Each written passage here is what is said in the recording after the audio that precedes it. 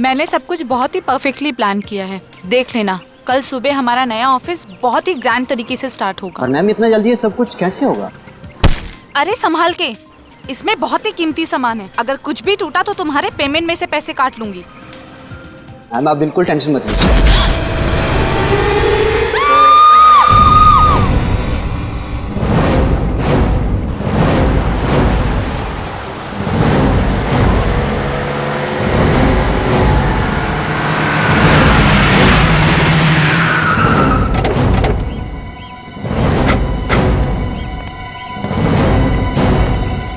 Excuse me, एक minute.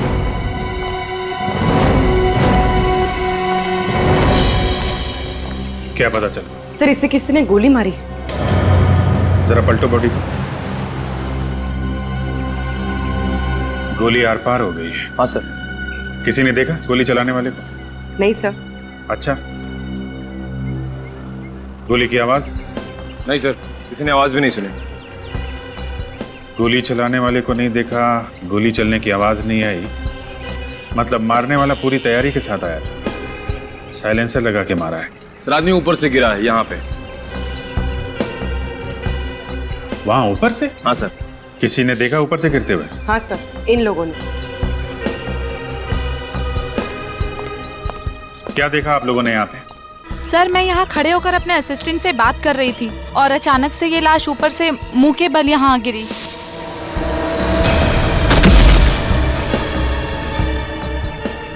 गोली चलने की आवाज सुनी आप लोगों ने? जी नहीं सर। चीखने चिल्लाने की? जी बिल्कुल भी नहीं। कौन है ये आदमी, आप लोग जानते हैं? नहीं सर। नहीं सर।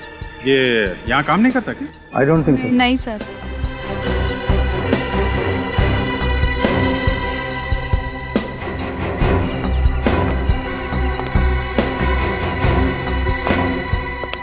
तुम सिक्योरिटी इंचार्ज हो नया के? हाँ साहब, मैं ड्यूटी करता हूँ यहाँ। कौन है ये आदमी, कब आया यहाँ? पता नहीं साहब, वो पता नहीं? क्या कर रहे थे यहाँ पे? हाँ? इसकी एंट्री नहीं लिखी क्या? साहब रजिस्टर में एंट्री तो की होगी साहब, पहचानना मुश्किल है साहब।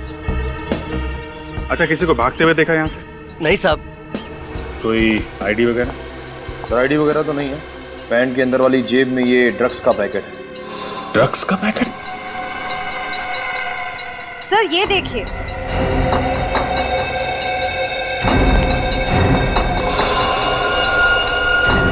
ये तो रस्सी का निशान। लेकिन सर ये आदमी ऊपर रस्सी के साथ क्या कर रहा होगा?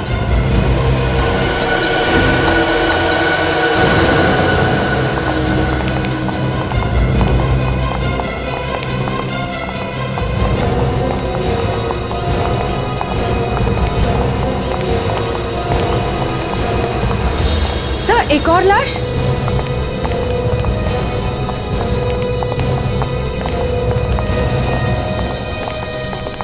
विजय जी? सर आप जानते हैं इन्हें? हाँ, ये एक रिटायर्ड पुलिस ऑफिसर है। पिछले साल ही रिटायर हुए थे। Retired police officer? सर यहाँ क्या करने आए होंगे? सीने पे गोली मारी है। सर इनको भी गोली आर पार हो गई, पहली लाश की तरह। माय गॉड, इनको भी गोली मारी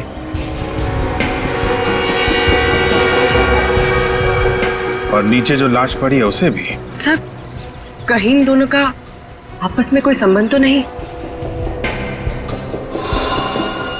संबंध है पूर्वी, संबंध है।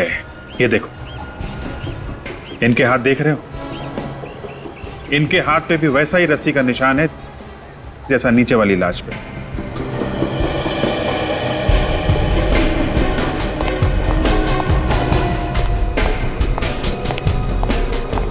सर लाश फोरेंसिक भिजवा दी।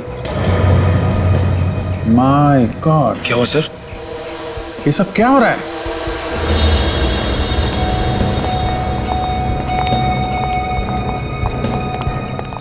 तीन लाशें। सर इसे भी गोली मारी है।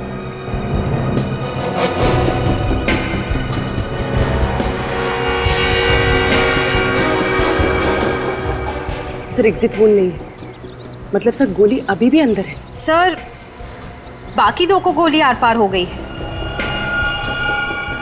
इन्हें नहीं। क्या चक्कर है? सर इसके हाथ पे भी रस्सी के निशान।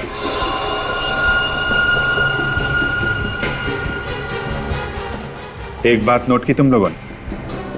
तीनों के हाथ में रस्सी का निशान है, तीनों को गोली लगी है, लेकिन तीनों को गोली अलग अलग जगह पे लगी है।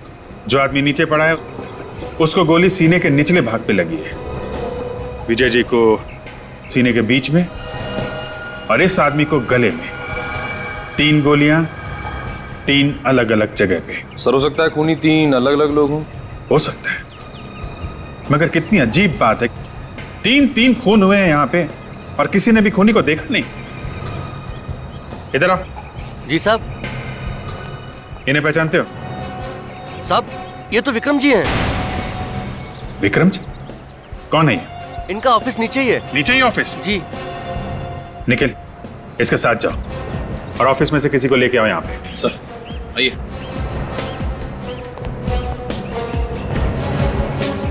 सर, एक रिटायर्ड पुलिस ऑफिसर, दूसरा बिजनेसमैन और तीसरे की जेब से हमें ड्रग्स मिले। ये तीनों टेरेस पे क्या कर रहे थे? सर शायद ये विक्रम ड्रग्स लेता हो और दूसरे आदमी से खरीदता हो, जो शायद एक ड्रग डीलर हो। हम अगर एक retired police officer Vijay ji ये यहाँ पे क्या कर रहे थे?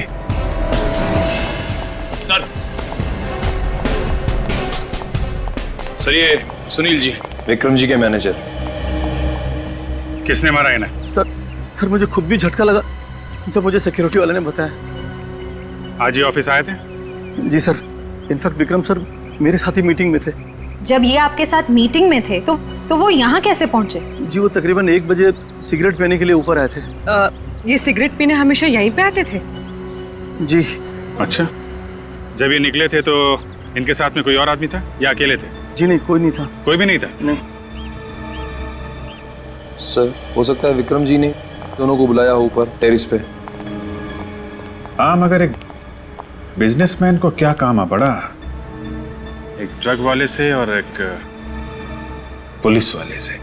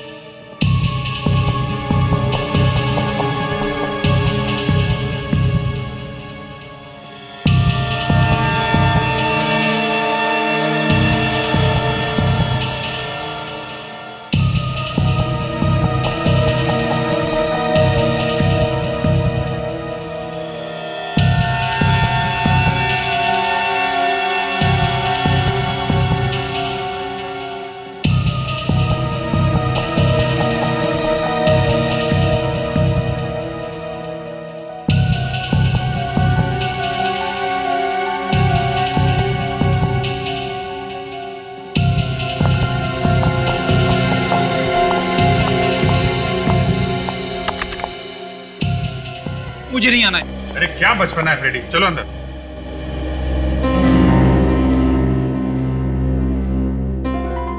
मैं नहीं आऊंगा, मुझे नहीं आना है। अरे नाराज होने से क्या फायदा है यार? बात कर लेते हैं डॉक्टर साहब से। क्या हुआ? आज फ्रेडी सर के मिजाज क्यों खराब है? अब क्या बताऊं तारिका जी, ये डॉक्टर साहब, इनकी वजह से हो रहा है सब। क्या डॉक्टर साहब, क्या कह दिया आपने? फ्रेडी को अंदर आने के लिए तैयार नहीं है। कमाल करते हो यार, मैंने क्या कह दिया भाई? ए फ्रेडी, यहाँ इधर इधर, कम कम।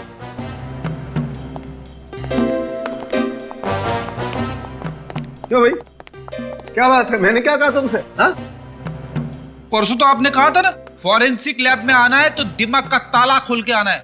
वरना आना ही नहीं है। हाँ यार, तो ठीक ही कहा।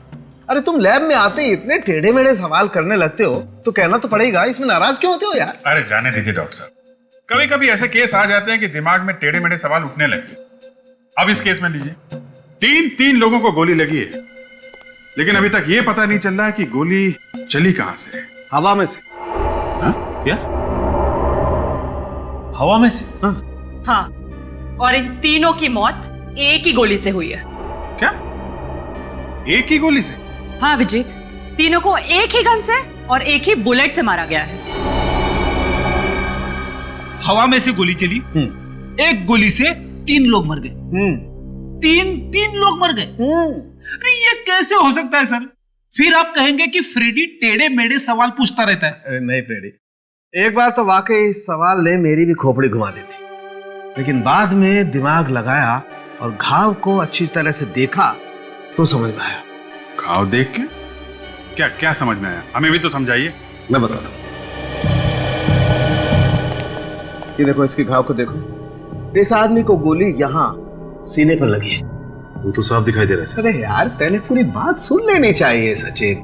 हाँ, अगर ये दिखाई दे रहा है तो ये भी तो दिखाई दे रहा होगा कि इसे यहाँ सीने से काफी ऊपर गोली लगी। और ये देखो, इस आदमी को गोली गर्दन पर लगी। तो ये अभिजीत, ये तीनों लोग एक ही लाइन में खड़े हुए थे, आगे पीछे। और ये पहला वाला आदमी खूनी से करीब 1.5 से 2 फीट की दूरी पर था और खूनी ने गोली नीचे से चलाई, यूं। लो, फिर से बम फोड़ दिया। अरे डॉक्टर साहब, मेरा नहीं, फ्रेडी का तो ख्याल करो। साफ साफ बताओ, कहना क्या चाहते हो? मैं जो कहना चाहता हूं वो आप लोगों को दिखाता हूं। आइए फ्रेडी, आजा।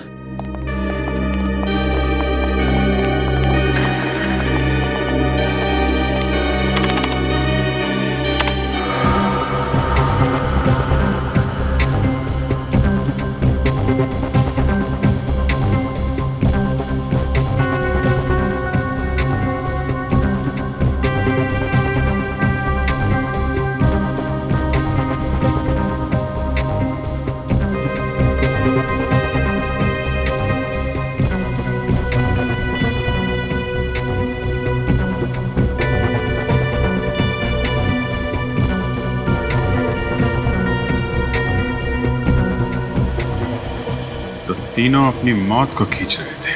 सर, मेरी समझ में ये नहीं आ रहा है कि उन तीनों मरने वालों का आपस में कनेक्शन क्या है? फ्रेडी एक एक्स पुलिस ऑफिसर विजय है, दूसरा बिजनेसमैन विक्रम, और तीसरा वो आदमी जिसके पास से हमें ड्रग्स मिले थे। तीनों के तीनों एक साथ उस बिल्डिंग के छत पर थे। क्यों?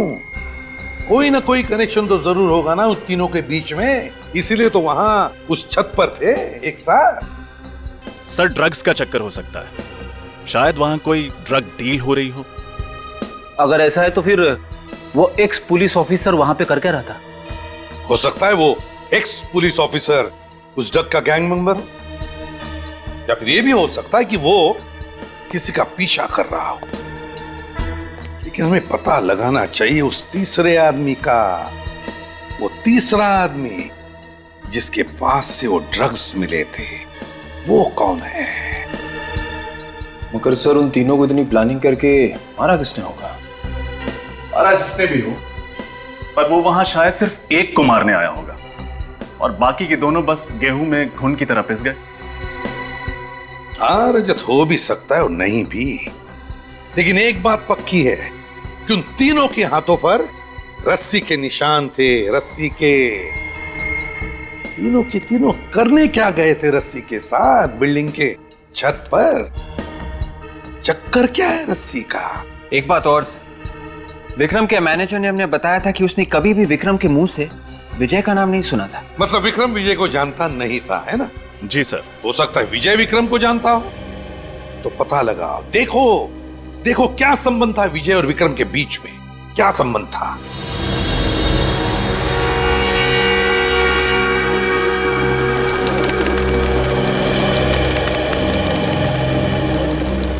डॉक्टर सारुंखे ने बताया था कि पहले आदमी को खूनी ने 2-3 फीट की दूरी से गोली मारी है, और वो भी नीचे के एंगल से। पहले आदमी को सीने पे लगी, दूसरे को सीने पे ऊपर, और तीसरे को गले में लगी। इसका मतलब खूनी यहां से बाहर लटक रहा था। पर सर कोई ऐसे हवा में से गोली कैसे चला सकता है? पूर्वी उन तीनों के हाथ में रस्सी के निशान थे, तो शायद उन तीनों ने ये रस्सी पकड़ी होगी और खूनी उसी रस्सी के दूसरे सिरे पे नीचे लटका होगा। और सर खूनी रस्सी से लटका क्यों होगा? और अगर लटका था तो वो तीनों रस्सी खींच क्यों रहे थे? उसकी मदद क्यों कर रहे थे? शायद उन्हें मालूम नहीं होगा कि नीचे लटका हुआ आदमी खूनी है और उनकी जान लेने वाला है। उसने मदद मांगने के बहाने से इन तीनों को यहाँ बुलाया और नीचे लटक के उनको गोली मार दी। लेकिन सर उसने बिल्डिंग से लटकने के लिए वजह क्या बताई होगी? बिल्डिंग से बाहर लटकने की क्या वजह हो सकती है? बिल्डिंग से कौन आदमी बाहर निकले? वही जो साफ सफाई का काम कर रहा हो, बिल्डिंग का काम कर रहा हो, या फिर पेंटिंग का काम कर रहा हो। शोभा जी, क्या विजय जी किसी बात को लेकर परेशान थे? जी ऐसी तो कोई बात नहीं है, हाँ मगर अपने पुराने केस को लेकर थोड़ा एक्साइटेड थे। एक्साइट थे? किस केस को लेकर? जी ये तो मुझे पता नहीं है, क्योंकि काम की बातें वो मेरे साथ डिस्कस नहीं करते थे। जी विजय जी किसी विक्रम नाम के आदमी को जानते थे? ये नाम तो मैंने उनके मुंह से कभी नहीं सुना। कल घर से निकलने से पहले उन्होंने कुछ कहा था आपको, या फिर बताया हो कि वो कहाँ जा रहे हैं? जी बताया तो कुछ नहीं, लेकिन हाँ निकलने से पहले एक फोन आया था। फोन मोबाइल पे आया था या लैंडलाइन पे? जी वो लैंडलाइन पर। ये फोन कितने बजे आया होगा? यही 12 साढ़े 12 के करीब। फ्रेडी चेक करो, देखो 12 से 12:30 के बीच किस नंबर से फोन आया था।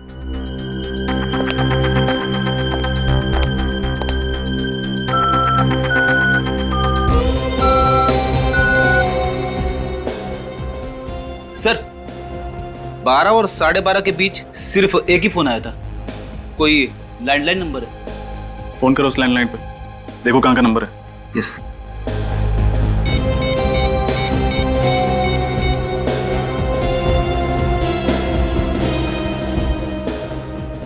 हेलो, हाँ अब कहाँ का नंबर है ये? क्या?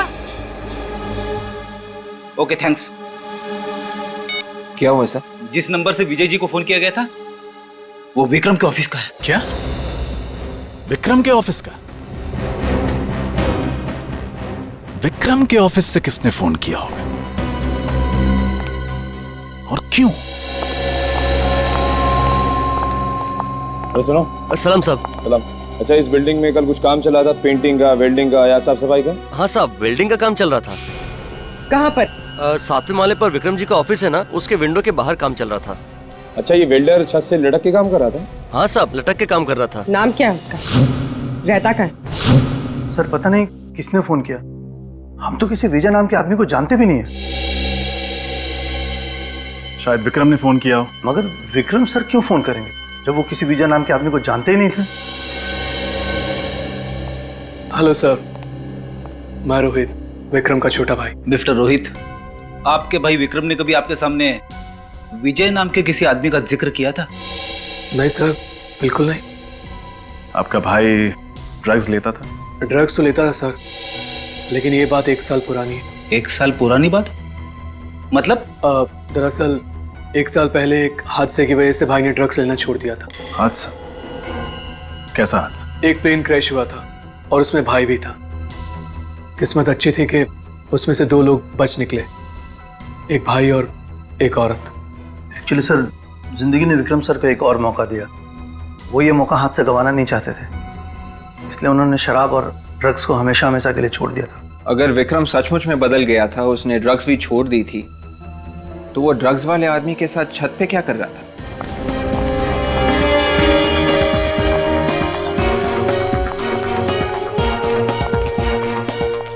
सर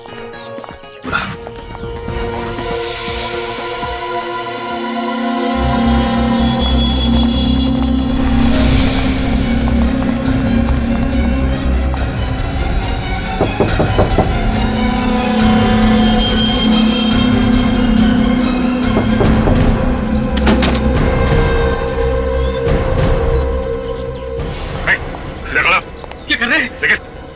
देखो अंदर गन मिलती है क्या? कौन है आप लोग? हम लोग सीआईडी से।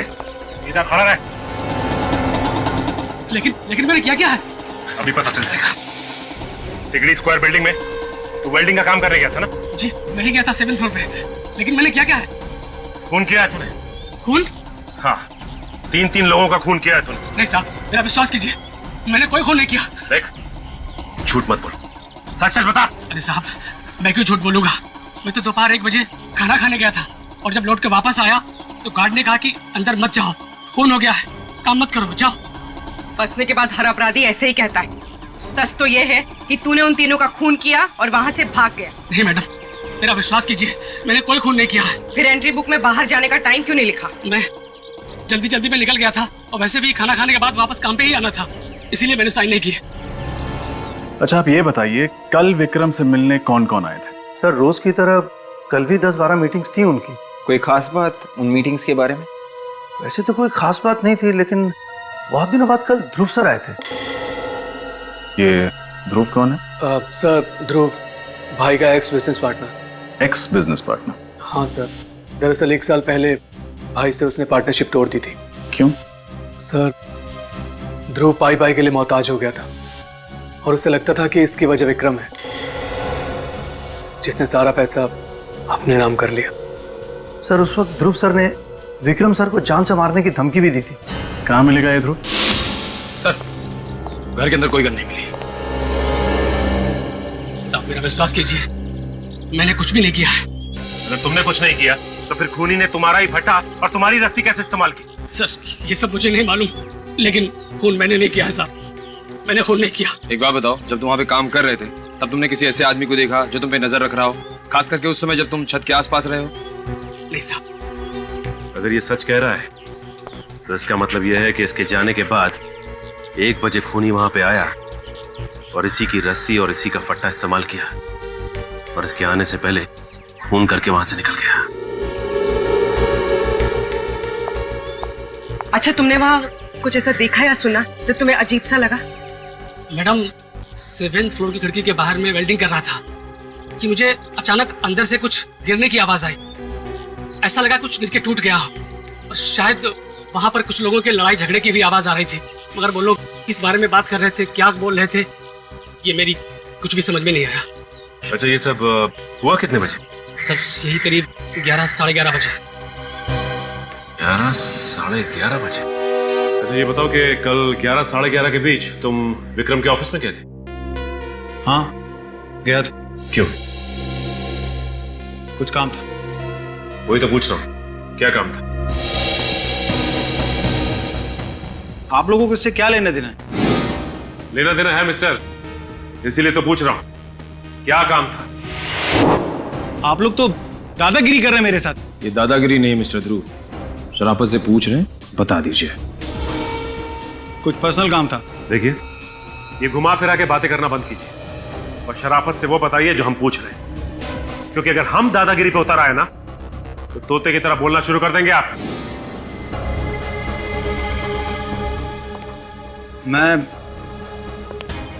मैं विक्रम से कुछ काम की बातें करने गया था। बात करने गए थे या जान से मारने की धमकी देने गए थे? धमकी? मैं भला उसको धमकी क्यों दूंगा? तो फिर तुम दोनों के बीच में झगड़ा किस बात पे हुआ? सर वो झगड़ा नहीं था, एक मामूली सा आर्ग्यूमेंट था। अच्छा मामूली सा आर्ग्यूमेंट था? हा? ये तो काफी महान इंसान मालूम होता है। आपके लिए चीखना चिल्लाना, चीजों को तोड़ देना, ये सब एक छोटी सी आर्ग्यूमेंट। मैं सच कह रहा हूं, मेरा यकीन कीजिए, हमारी बहस जरूर हुई थी लेकिन उसके बाद सुलह भी हो गई थी। सुलह नहीं हुई थी, बल्कि उस मामूली कहा सुनी के बाद तुमने उसका खून कर दिया। देखिए मैडम, मैं मानता हूं कि मेरा विक्रम के साथ आर्गुमेंट हुआ था और मैंने गुस्से में वाद भी तोड़ा था, लेकिन इसका मतलब ये तो नहीं कि मैं उसका खून कर दूंगा। फिर किसने किया खून? मुझे नहीं मालूम सर, विक्रम मेरा दोस्त था, मैं भला उसका खून क्यों करूंगा? दोस्त? मगर विक्रम के साथ तुम्हारी पार्टनरशिप टूटे हुए 1-1.5 साल हो गए ना, और तुमने कसम भी खाई थी कि तुम उससे बर्बाद कर दोगे। वाह क्या दोस्ती है। लेकिन वो तो काफी पुरानी बात है और कभी गुस्से में कह दिया होगा। तो फिर तुम्हारी विक्रम के साथ कहासुनी किस बात पे हो गई थी? सर मैं विक्रम के ऑफिस अपना कंपनसेशन लेने गया था, जो कि मुझे हर कीमत पर चाहिए था, मगर क्या? मगर सर विक्रम ने कंपनसेशन देने के लिए साफ इनकार कर दिया। उल्टा वो तो मुझे अपने ऑफिस से बाहर निकालने की बात करने लगा। फिर क्या हुआ? फिर सर मैंने विक्रम को उसके किए हुए सारे फ्रॉड याद दिलाए। वो तुरंत मेरे सारे नुकसान की भरपाई करने को तैयार हो गया। भरपाई करने को तैयार हो गया? हाँ सर, उसने चेक भी काट के दिया मुझे। चेक दिखा। हाँ सर। सर इससे पहले मैंने कई बार विक्रम को उसके फ्रॉड की याद दिलाई, लेकिन हमेशा वो पैसे देने में आनाकानी करता रहा। फिर इस बार कैसे उसने चेक काट कर दे दिया? सर मैं खुद भी बड़ा हैरान हूं कि ये सब कैसे हो गया। कहीं विक्रम बदल तो नहीं गया? ये देखिए सर, विक्रम के साइन भी है। ये भी तो हो सकता है कि ये चेक तुमने विक्रम से जबरदस्ती लिया। सर अगर जबरदस्ती करनी होती तो काफी पहले कर चुका होता। अच्छा, कल दोपहर 1 से 2 बजे के बीच में तुम कहाँ थे? मैं एक बिजनेस मीटिंग में था। आप चाहें तो पूछ सकते हैं। वो तो हम पूछ ही लेंगे, लेकिन आप ये बताइए कि आपने विक्रम के आसपास ऐसा कुछ देखा या सुना जो अजीब सा लगा? हाँ सर, मैं जब विक्रम के ऑफिस से बाहर निकल रहा था तो मैंने विक्रम को किसी से फोन पे बात करते हुए सुना था। क्या बात कर रहा था? सर वो बड़ी टपोरी लैंग्वेज में बात कर रहा था। लेकिन वो बात किससे कर रहे थे? किससे? भीकू, भीकू नाम के किसी आदमी से बात कर रहा था।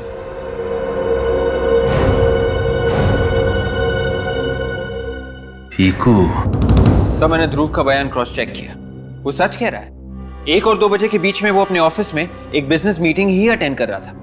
मतलब विक्रम का जब खून हुआ तब ध्रुव अपने ऑफिस में बिजनेस मीटिंग अटेंड कर रहा था, तो फिर विक्रम का खून किया किसने? जबकि ध्रुव के अलावा विक्रम का कोई दुश्मन था ही नहीं। सर। आर्यन, क्या पता चला भीकू के बारे में?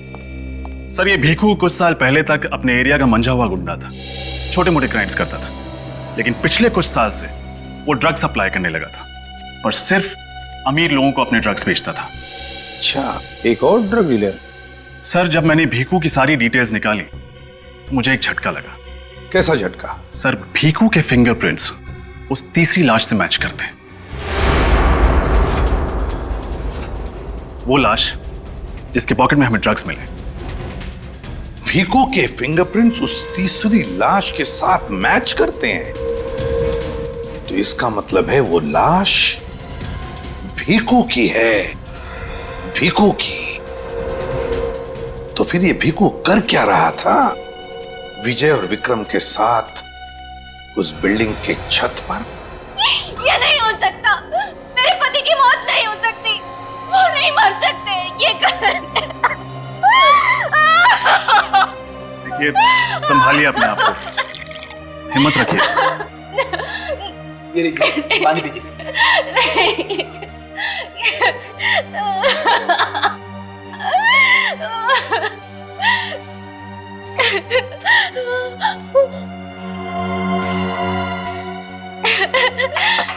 किसने मारा मेरे पति को? कौन है? मैं उसे नहीं छोड़ूंगी। देखिए, हम भी ढूंढने की कोशिश कर रहे हैं कि खूनी कौन है। आपने कभी विक्रम का नाम सुना? जी नहीं, मैं विक्रम को नहीं जानती। देखिए प्लीज ध्यान से सोचिए, आपके पति भीकू ने कभी भी विक्रम के बारे में जिक्र किया था? जी नहीं। आप कम से कम ये तो जानती होंगी कि भीकू ड्रग्स का धंधा करता था। जी ड्रग्स का धंधा करते थे, पिछले 7-8 महीने से वो एकदम सुधर गए थे। सुधर गए? अब ये अचानक कैसे सुधर गया भीकू? जी वो ड्रग्स डीलर की जिंदगी से बहुत तंग आ गए थे। तंग आ गया था या कोई और बात थी?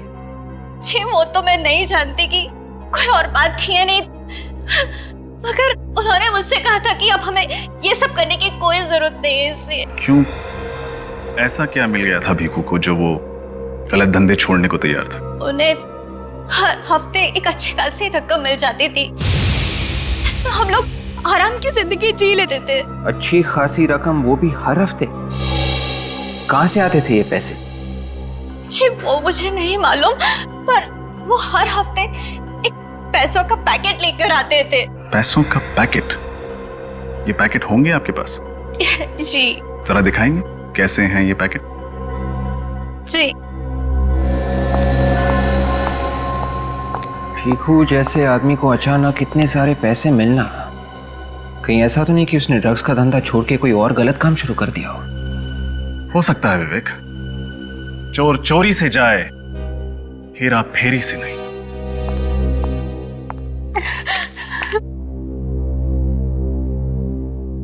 अरे ये तो विक्रम की कंपनी का इन्वेलप है। मतलब भीखू को पैसे विक्रम देता था, मगर क्यों? ये इन्वेलप कब लाया था वो? जी परसों लाए थे। परसों? एक काम करते हैं, इन नोटों की गड्डियों पर उंगलियों के निशान होंगे, उनसे पता चल जाएगा कि ये पैसे विक्रम ने दिए थे या किसी और ने।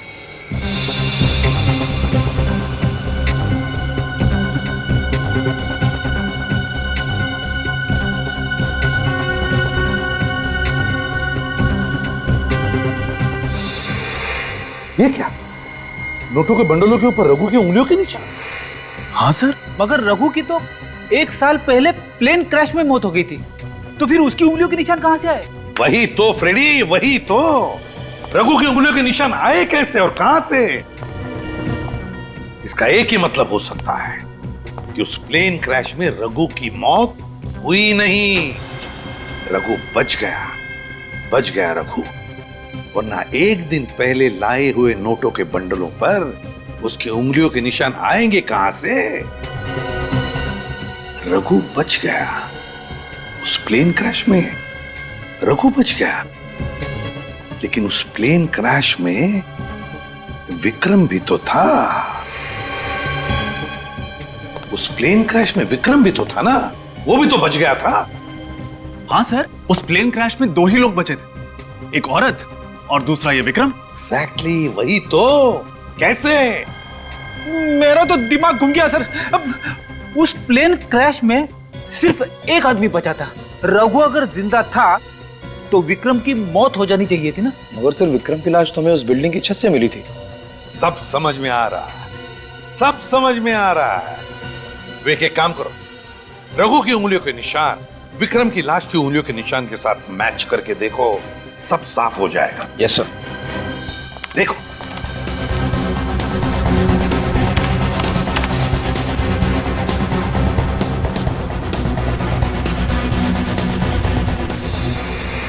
Sir perfect match. रघु की उंगलियों के निशान विक्रम की लाश की उंगलियों के निशान के साथ मैच करते हैं सर। एग्जैक्टली। जिसे हम विक्रम की लाश समझ रहे थे, वो विक्रम की लाश नहीं बल्कि रघु की लाश थी। रघु की लाश। मगर सर ऐसा कैसे हो सकता है? रघु ने अपना चेहरा ऐसे कैसे बदल दिया? विक्रम कैसे बन गया? ऐसा ही हुआ है विवेक, ऐसा ही हुआ है। बस उस हॉस्पिटल में जाकर पूछताछ करो जहां पर इस प्लेन क्रैश के पैसेंजर्स को एडमिट किया गया था। वहीं पर विक्रम और रघु के चेहरे का पर्दा हट जाएगा और वहीं पर दूध का दूध हो जाएगा और पानी का पानी। डॉक्टर साहब, पिछले साल जो प्लेन क्रैश हुआ था उसके घायल पैसेंजर्स और डेड बॉडीज की देखरेख आप ही कर रहे थे? जी हाँ सर, मैंने और मेरी टीम ने की। जो लोग घायल हुए थे और जिनकी मौत हुई थी उनके बारे में कुछ जानकारी चाहिए थी हमें।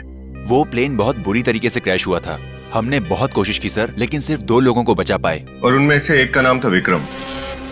क्या आप हमें बता सकते हैं कि जब उस आदमी को यहाँ लाया गया तो वो किस हालत में था? जब उसे यहाँ लाया गया था उसकी हालत बहुत खराब थी। उसका शरीर बिल्कुल जल गया था, चेहरा तो बिल्कुल पहचान में नहीं आ रहा था। तो फिर आपने उनकी प्लास्टिक सर्जरी की? जी हाँ। डॉक्टर साहब, आपको इस बात का यकीन कैसे हुआ कि जिस आदमी का आप लोग प्लास्टिक सर्जरी कर रहे हैं वो विक्रम ही है?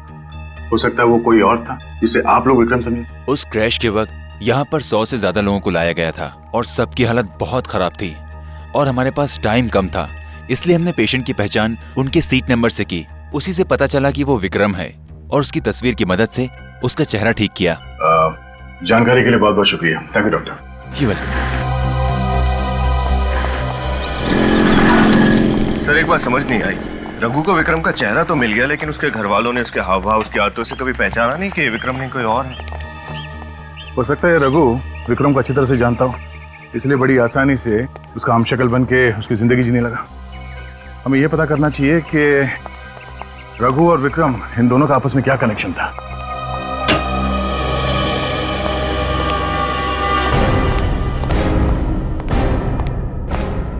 सर, हाँ, रघु और विक्रम एक दूसरे को जानते थे। क्या? यस सर, रघु एक गैंगस्टर था और विक्रम के बिजनेस के लिए छोटे मोटे गैर कानूनी काम करता था। और सर, रघु की फ्लाइट की टिकट भी विक्रम की कंपनी ने बुक की थी। अच्छा, देखा किस्मत ने कैसे एक गैंगस्टर को बिजनेसमैन बना दिया। और मौके का फायदा उठाते हुए रघु चुपचाप विक्रम की जिंदगी जीने लगा। सर, रघु और भिखू भाई भाई थे, शायद इसलिए रघु ने भिखू को छत पे बुलाया होगा। मगर एक्स पुलिस ऑफिसर विजय को क्यों बुलाया होगा? सर, मैंने विजय के कुलीग से पता किया कि एक जमाने में रघु विजय का इन्फॉर्मर हुआ करता था। रघु विजय का इन्फॉर्मर हुआ करता था? बस, तो रघु ने विजय को बुला लिया होगा कुछ इन्फॉर्मेशन देने के लिए। सर, और एक बात। वो क्या? अब तक हमें लग रहा था कि खूनी विक्रम को मारना चाहता था। सर, यह भी तो हो सकता है कि खूनी को ऑलरेडी पता हो कि विक्रम नहीं रघु है और वो दरअसल रघु को मारना चाहता हो। मगर सर, ऐसा कौन हो सकता है जो ये सब कर रहा है? सर, रघु को परसों रात किसी ने अपने घर में जाते हुए देखा है। लेकिन सर, रघु अपने घर क्यों जाएगा? वो अगर वहां जाता है तो उसका पर्दाफाश नहीं हो जाएगा? लोगों को यह नहीं पता चल जाएगा कि वो विक्रम नहीं रघु है? रजत, जरूर इस रघु के घर में कोई ऐसी चीज छुपी हुई है जिसे मिलते ही रघु का पर्दाफाश हो सकता है। लेकिन क्या हो सकती है वो चीज? ढूंढो उस चीज को, अच्छी तरह से तलाशी लो रघु के घर की, तलाशी लो।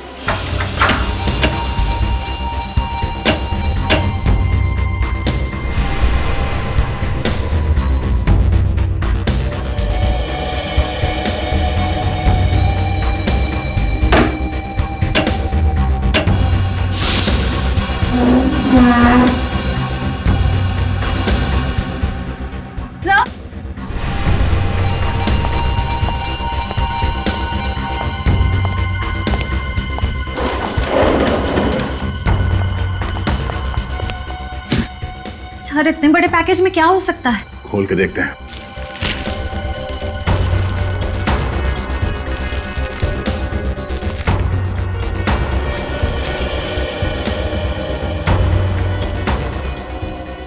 पेंटिंग्स? काफी महंगी पेंटिंग्स है ये। इतनी महंगी पेंटिंग्स ये रघु के पास कहां से आई? रघु तो अभी विक्रम बन के घूम रहा है ना। और सर, अब उसके पास इतने पैसे हैं कि वो ये पेंटिंग्स आसानी से खरीद सकता है। हम, अगर रघु ने ये पेंटिंग्स यहाँ पे छुपाया क्यों? अगर ऐसा होता तो अपने घर पे सजा के रखता। इनसे फिर पता कैसे चलेगा कि ये पेंटिंग्स इस रघु तक कैसे पहुंची? एक आदमी है जिसे मैं जानता हूँ, वो बता सकता है इन पेंटिंग्स के बारे में।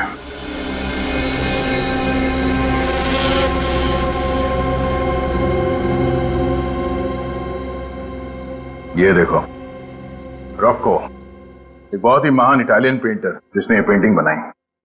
अरे वाह सर, मुझे पता नहीं था आपकी पेंटिंग्स में इतनी दिलचस्पी है। हाँ, जब कभी टाइम मिल जाता है। वैसे ऐसा होता बहुत कम है, मेरे भी हॉबीज हैं। दया के पेंटिंग में इंटरेस्ट लेने का श्रेय थोड़ा बहुत मुझे भी जाता है। नमस्ते। नमस्ते। ये संजीव जी हैं, world art expert. Sanjeev ji, यही है वो पेंटिंग जिसके बारे में मैंने आपसे बात की। हाँ, ये तो बड़ी कीमती पेंटिंग्स है। इसको रशिया के पेंटर मैरोसामा ने बनाई थी। इनकी कीमत तो करोड़ों में है। इन पेंटिंग्स को लंदन के साउथ में ऑक्शन में बेचा गया था और मैं वहाँ था। आप बता सकते हैं कि ये पेंटिंग्स किसके नाम पे खरीदी गई थी? इनको खरीदने वाला और कोई नहीं, इंडिया के मशहूर आर्ट कलेक्टर यशवंत जी थे। सर, ये यशवंत जी विक्रम के मामा हैं। यशवंत विक्रम के मामा है? और संजीव जी, आपने ये क्यों कहा कि यशवंत आर्ट कलेक्टर थे? क्योंकि थे, अब नहीं है। आज से 3 साल पहले आर्म रॉबरी में उनको मार दिया गया था और उनका सारा कलेक्शन लूट के ले गए थे। अगर उनका सारा आर्ट कलेक्शन लूट लिया गया तो फिर ये पेंटिंग्स रघु को कहां से मिली? सर, विक्रम के चाचा यशवंत के घर से जो पेंटिंग चोरी हुई थी, उनका मर्डर हुआ था, उस केस की फाइल।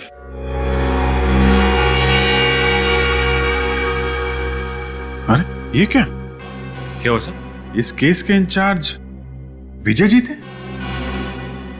सर, विजय जी की बीवी शायद इसी केस के बारे में बात कर रही थी, जिसको लेकर विजय जी एक्साइटेड थे। इसमें लिखा है घर के अंदर कोई फोर्स्ड एंट्री नहीं थी। इसका मतलब ये काम किसी अंदर वाले आदमी का है, जिसे घर के बारे में पूरी जानकारी थी, इस पर यशवंत जी को पूरा भरोसा था, अच्छी तरीके से पहचानते थे उसे। मगर सर वो आदमी कौन था जिस पे विजय जी को शक था? मजेदार बात यह है कि उसका नाम विक्रम है। विक्रम पे शक था? हाँ, विक्रम पे शक था, मगर सबूत न मिलने की वजह से ये केस पेंडिंग पड़ा हुआ था। सर एक बात समझ में नहीं आ रही कि ये रघु और विक्रम, इसने विजय जी को क्यों बुलवाया और वो ये पेंडिंग केस क्यों खुलवाना चाहता था, जबकि वो अच्छी तरह से जानता था कि अगर ये पेंडिंग केस खुल गया तो वो फंस जाएगा, क्योंकि दुनिया की नजरों में वो विक्रम है। इसका मतलब रघु को पता चल गया था कि असली खूनी कौन है, यशवंत जी का खून किसने किया और किसने वो पेंटिंग चुराई। वो चाहता था कि असली खूनी पकड़ा जाए, जिसकी वजह से विक्रम का नाम इस केस से साफ हो जाए, रघु बाकी की जिंदगी आराम से गुजार सके विक्रम बनके। सर यशवंत जी का खून किसने किया और वो पेंटिंग किसने चुराई? कोई ऐसा आदमी जिसे मालूम था कि विक्रम विक्रम नहीं रघु है। ओह डार्लिंग, अभी तक तुमने मुझे पहचाना ही नहीं। यू नो व्हाट, सांप का कांटा बच सकता है, बिच्छू का कांटा बच सकता है, लेकिन मेरा यू जस्ट डोंट वरी, तुम्हें घबराने की कोई जरूरत नहीं। और फिर तुम तो जान हो हमारी, सारे रास्ते साफ हो चुके हैं और अब जल्द ही तुम हमारी दुल्हन बनोगी और इस सारी जायदाद। सर आप यहाँ? हाँ, वो शादी का तोहफा देना था। तोहफा? कैसा तोहफा सर? खुद ही देख लो। सर ये तो वही पेंटिंग है जो मेरे मामा यशवंत के घर से चोरी हुई थी। हाँ, रघु के घर से मिली, उसी ने चुराई थी। Thank you sir. सर मेरे भाई के कातिल का पता चला? हाँ, पता चल भी गया है और नहीं भी। मतलब ये कि हम जानते हैं खूनी कौन है, पर हम चाहते हैं कि वो खुद ही सब कुछ उगल दे। कौन है सर? किसने मारा मेरे भाई को? शायद तुम। मैं भला अपने भाई का खून क्यों करूंगा सर? भाई को नहीं, रघु को तो मार ही सकते हो ना। अपने अंकल यशवंत को मार सकते हो। अब जब तुम्हें पता चल ही गया है तो कोई बात नहीं। पागलपन छोड़ो, गन नीचे करो। मैं खुद को गोली मार लूंगा। ठीक है, तुझे मरने का इतना ही शौक है तो मार ले अपने आप को गोली। हाँ, वैसे भी तुझे फांसी तो चढ़ना ही है, 4 खून किया तुमने, मार गोली अपने।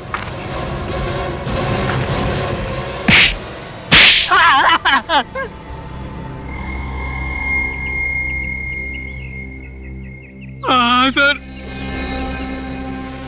मैंने ही मारा है अपने मामा यशवंत को और उन तीनों को भी। क्यों मारा अपने अंकल यशवंत को?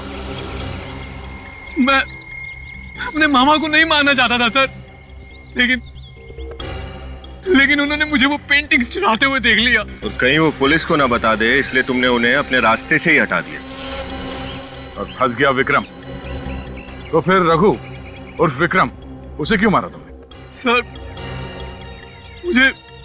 मुझे पता चल गया था कि प्लेन क्रैश में मेरे भाई की मौत हो गई है और उसकी जगह वो रघु बहरूपिया बन के आ गया,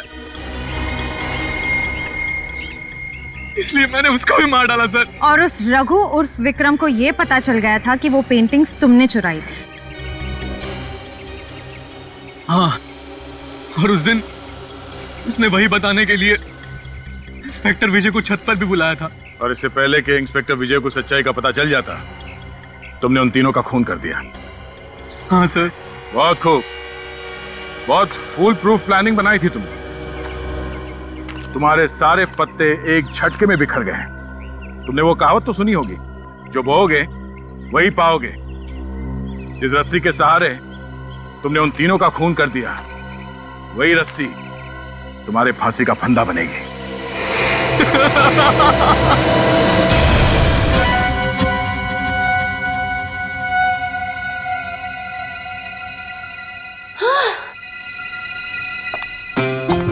अगर अब ये बिल्डिंग वालों ने लिफ्ट ठीक नहीं कराई ना, सच में नौकरी छोड़ दूंगी मैं। 8वां माला और चलता है, ऐसे समझ में आएगा इन लोगों को।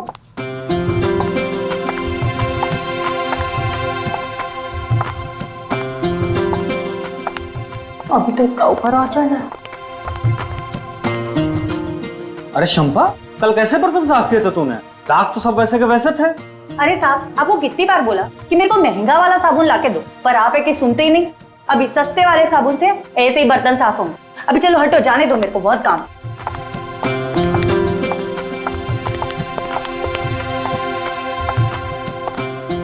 पहुंच गए।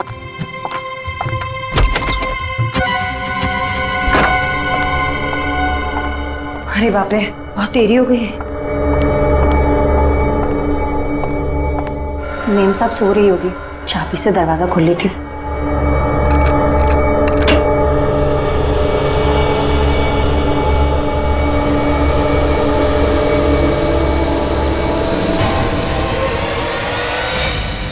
यहाँ कहाँ से आ गई?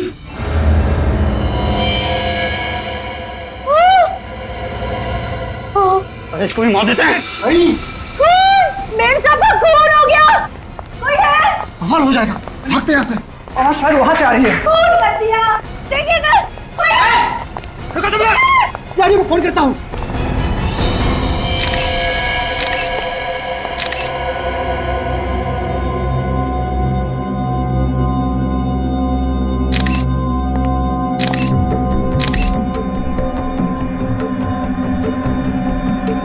गोली कान के पीछे मारी गई है। चाहते तो गोली सीने पे भी मार सकते थे, कान के पीछे गोली क्यों मारी? हम कोई प्रोफेशनल खूनी नहीं है सर, निशाना चूक गया। क्यों मारा निष्ठा को? निष्ठा हमारी कजिन थी। निष्ठा आप लोगों की कजिन थी, तो फिर मारा किस लिए? अगर नहीं मारते तो और क्या करते सर, और कोई चारा भी तो नहीं था हमारे पास। आ रही हूँ। आई। अरे तुम लोग आ गए, मैं तुम लोग का ही इंतजार कर रही थी। आओ। खुश लग रही है निष्ठा। इतने पैसे मिलने के बाद तो कोई भी खुश होगा। अरे मैं तो मजाक कर रहा था। अरे देखे तो सही, निष्ठा दीदी ने खाने में क्या बनाया है। इतनी तकलीफ उठाने की क्या जरूरत थी निष्ठा? इसमें तकलीफ की क्या बात है? तुम लोग इतने सालों बाद घर आए हो, थोड़ी खातिरदारी तो बनती है। वो तो है, वैसे भी पैसों के लिए रिश्ते थोड़ी तोड़ जाते हैं। ये बात तुमने 16 ने सच कही। पैसे रिश्तों से ज्यादा अहम थोड़ी ना है। अगर तुम वाकई ये सोचती हो कि पैसे रिश्तों से ज्यादा अहमियत नहीं रखते हैं, तो हमें हमारा हिस्सा क्यों नहीं दे देती हो? हिस्सा? कौन सा हिस्सा? अब तो कोर्ट भी मान चुका है कि तुम लोगों का उस जमीन में कोई हिस्सा नहीं है। कोर्ट तो ना समझ है, फैसला तो हम करेंगे। कैसा फैसला? अभी पता चल जाएगा, अभी और इसी वक्त। मतलब तुम लोग नाटक कर रहे थे? तुम लोग यहाँ मुझसे सुलह करने नहीं, बल्कि मुझसे मेरा हक छीनने आए हो। तुम्हारा हक? उस प्रॉपर्टी पे सिर्फ तुम्हारा हक नहीं है, हम सबका बराबर का हिस्सा है उसमें, समझी? नहीं, तुम लोग मुझे डरा धमका के मुझसे मेरी जमीन नहीं छीन सकते।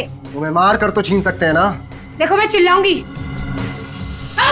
भागने की कोशिश मुझे जाने दो। निष्ठा, बाय बाय। इसकी लाश को ठिकाने लगाना पड़ेगा। शर्म आनी चाहिए तुम लोगों को। थोड़ी सी दौलत के लिए अपने खून के रिश्ते की मर्यादा भूल गए। हमें क्या पता था कि हम लोग पकड़े जाएंगे। अगर हमें पहले पता होता कि सीआईडी की गिरफ्त में आ जाएंगे तो ये गुनाह कभी ना करते। तो ये सब अच्छा काम आप लोग कानून के डर से करते हो? हा? अपने अंदर की जमीर की कोई आवाज नहीं आती?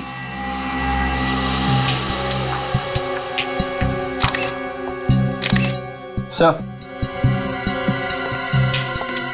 ये देखिए गोली यहाँ पे।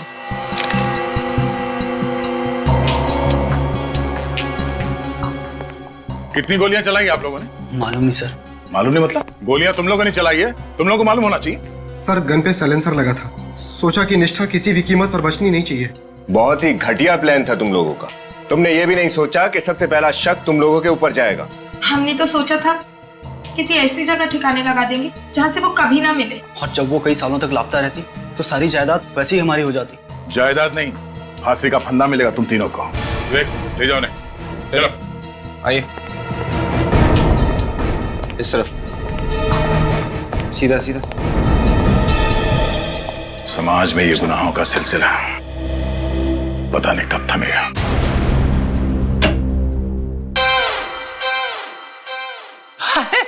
सालुंके साहब, आप इतने परेशान क्यों हैं?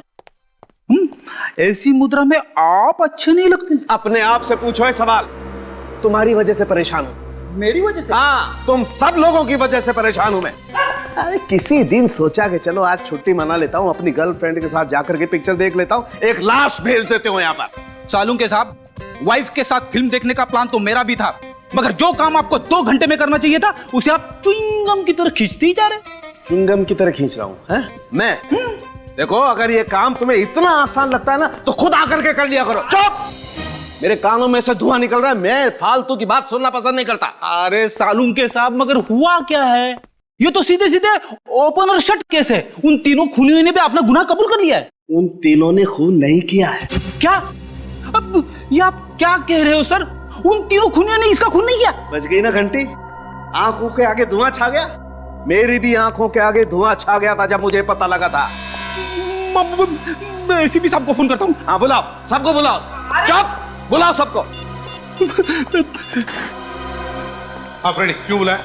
सर वो सालुंके साहब। मैं बताता हूँ बस क्यों बुलाया। बस आप लोगों को ये 2 गन सी मिली थी वहां पर। हाँ, और ये दोनों गन मोहित और वंश की है। पक्का? दूसरी कोई गन नहीं मिली?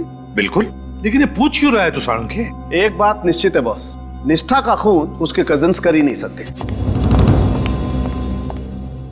क्योंकि निष्ठा को गोली ना तो इस गन में से लगी है ना इस गन में से लगी है। मतलब निष्ठा को जो गोली लगी वो मोहित या फिर वंश के गन में से नहीं चली है, तो फिर किसके गन से चली?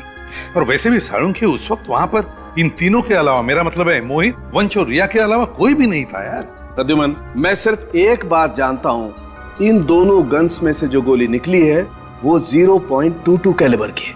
हाँ तो? मगर सर, निष्ठा के शरीर में से जो गोली मिली है वो अलग कैलिबर की है। अलग कैलिबर की मतलब ये कि वो गोली आम साधारण गोलियों से ज्यादा खतरनाक।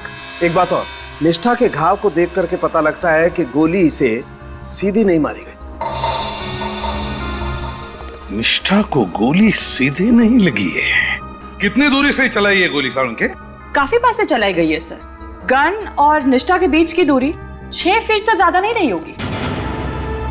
निष्ठा को गोली सीधी नहीं लगी है, गोली 6 फुट से ज्यादा दूर से नहीं चली है, फिर गोली मोहित और वंश के गन में से भी नहीं चली है, तो फिर गोली चली कहां से और किसके गन से?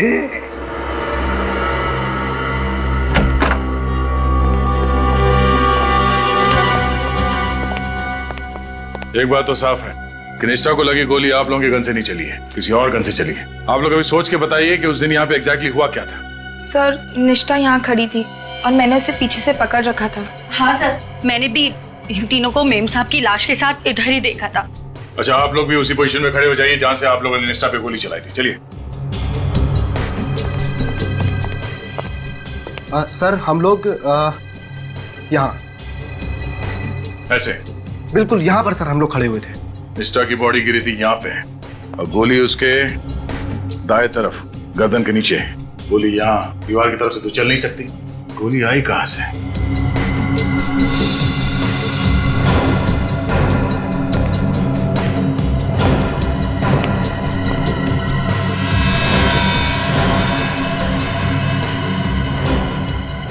ये ग्लास पहले से टूटा हुआ था? नहीं सर, जब हम घर में घुसे तो सब कुछ ठीक ठाक था।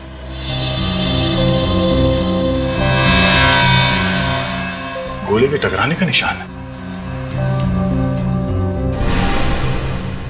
गोली शायद यहां से आई है, बाहर से, और यहां पे इस ग्लास से टकराई, यहां दीवार पे टकराई और फिर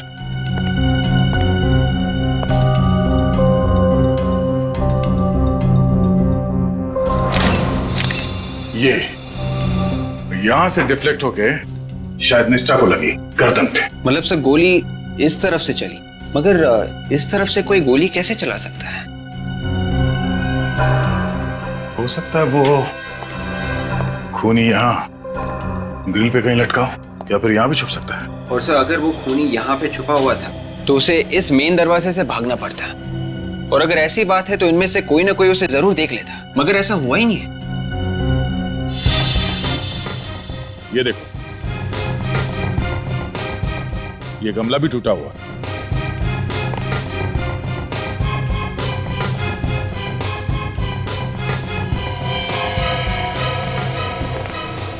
गोली का शेल। ओह, इसका मतलब है गोली यहां से चली है। लगता है कोई भरी हुई गन यहां पर गिरी, मिसफायर होकर गोली छूट गई और वहां दीवार पे, फिर वहां से उस दीवार पे और फिर वहां से डायरेक्ट निष्ठा की गर्दन पे जाके लगी। मगर सर कोई लोडेड गन ऊपर से नीचे क्यों फेंकेगा? और सर अगर गोली यहाँ से चली है तो गन तो यहीं होनी चाहिए थी, लेकिन यहाँ तो कोई गन नहीं है। ये बात तो है, यहाँ पे ऐसा कुछ हुआ है जो हमें दिख नहीं रहा है। क्या ये निष्ठा के फ्लैट के ऊपर यहाँ 10वें और 11वें माले पे कौन रहता है? सर 10वें माले पे मनन और शिमोना रहता है। सर उनकी नई नई शादी हुई है, बड़े ही प्यारे बच्चे हैं। और 11वें माले पर सर वो आखोश रहता है, बड़ा ही बदतमीज और खड़ूस किस्म का आदमी है। पहले इनसे मिल लेते हैं। जी सर।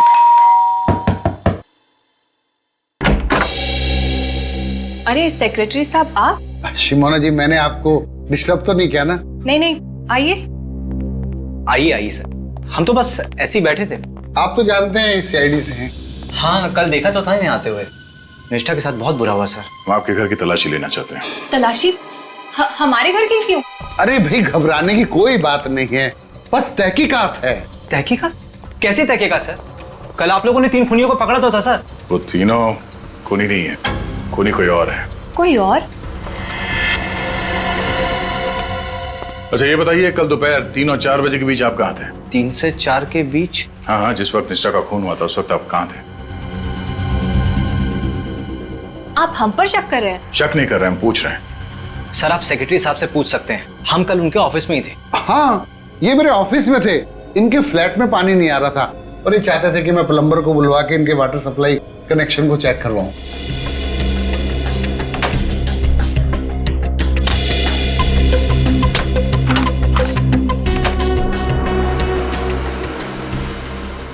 आपने ये बात हमें पहले क्यों नहीं बताई? सर आपने पूछा नहीं और मैं भी कामों में उलझा रहा।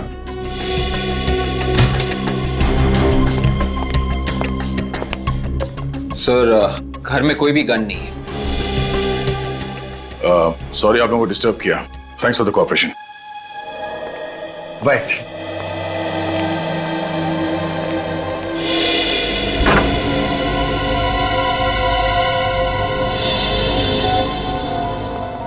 सर इस फ्लैट के ऊपर और कोई फ्लैट बचा नहीं है, शायद वो गन इसी फ्लैट की खिड़की में से गिराई होगी। चलो यहाँ भी देख लेते हैं। अरे सर एक मिनट, सर इस फ्लैट को आप शाम को नहीं देख सकते? क्यों?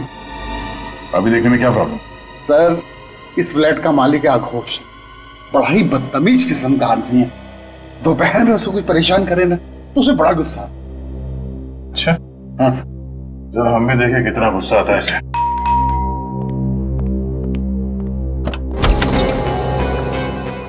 कौन है आप? क्या चाहिए? बेटे आपके पापा कहाँ हैं? पापा तो कमरे में सो रहे हैं। उनसे कहो कि जागने का टाइम आ गया है। सीआईडी आइए। सीआईडी मेरे घर में? ओह, हमें तो लगा आप सो रहे हैं। मैं सो या जागो इससे तुम्हें क्या मतलब है? और तुम यूं मुंह उठा के चले आते हो। फोन करके पूछना तो चाहिए ना कि आदमी फ्री है कि नहीं। हमने कहा इनसे हमें आपके घर की खिड़की देखनी है। देखिए आप बदतमीजी कर रहे हैं, इस तरह मेरे घर पे आप घुस नहीं सकते। देखिए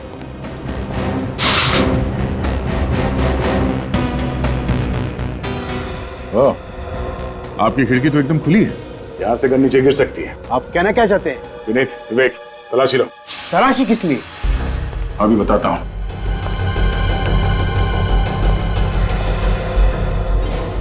हमें शक है कि निष्ठा का खून आप ही के घर के खिड़की से हुआ है। मेरे खिड़की से? हाँ। निष्ठा का खून तो उसके कजिन्स ने किया है ना? कल आप लोग तो उन्हें साथ ले गए थे। नहीं, निष्ठा का खून उसके कजिन्स ने नहीं किया। किसी ने एक भरी हुई गन ऊपर से नीचे फेंकी जो निष्ठा के खिड़की पर रखे गमले से टकराई, ट्रिगर दब गया और उसी से निकली गोली से निष्ठा की मौत हुई है।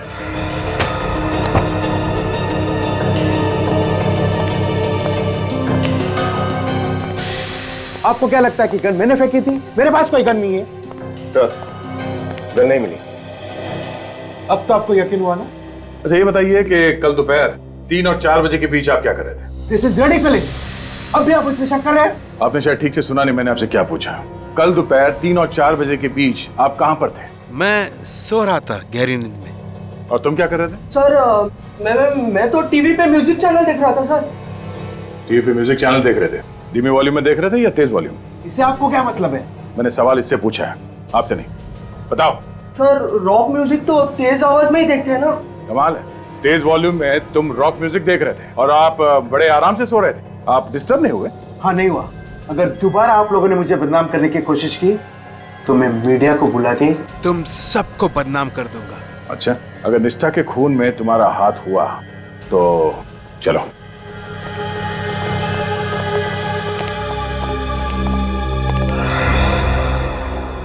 ये घर में से बाप बेटी है या कोई और भी है साथ में? देखिए सर, वाइफ तो तलाक देके पहले ही जा चुकी है।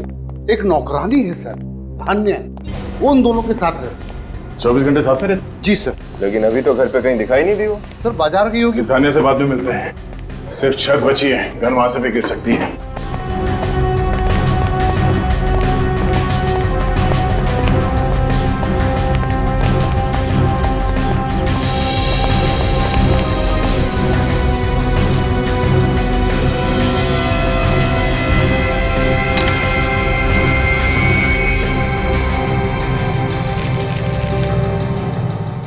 ताला कब से टूटा हुआ? सर 1 हफ्ता हो गया।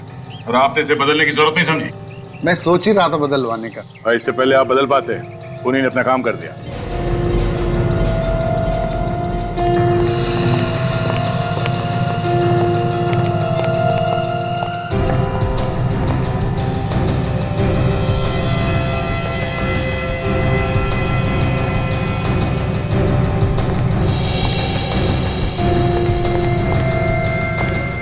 निशान कैसा?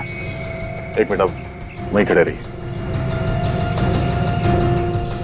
सर ये तो किसी के पैरों के निशान है। हाँ, पैरों के निशान हैं, मगर निशान बने किस चीज से हैं? कुछ चिपचिपा सा है। कमाल है सर, यहाँ छत पे इतने सारे पैरों के निशान हैं, मगर सीढ़ियों पे एक भी निशान नहीं मिला। सर सीढ़ियां तो रोज धुलती है ना। और छत? हफ्ते में 1 बार। ये निशान यहाँ इस तरफ दीवार की तरफ जा रहे हैं, मगर ये निशान वापस नहीं आ रहे। शायद वो गन यहीं से नीचे गिरी। निष्ठा की खिड़की यहाँ से दिख रही है, गन शायद यहीं से नीचे गिरी है। मगर सर अगर वो गन निष्ठा की खिड़की में गिरी थी तो हमें मिली कैसे नहीं? लगता है जब निष्ठा की मौत से नीचे भगदड़ मची और लोग इकट्ठा हुए, भीड़ का फायदा उठा के खूनी ने गन गायब कर दी होगी। सर अब सर यहाँ भी एक गोली मिली। निकालो से।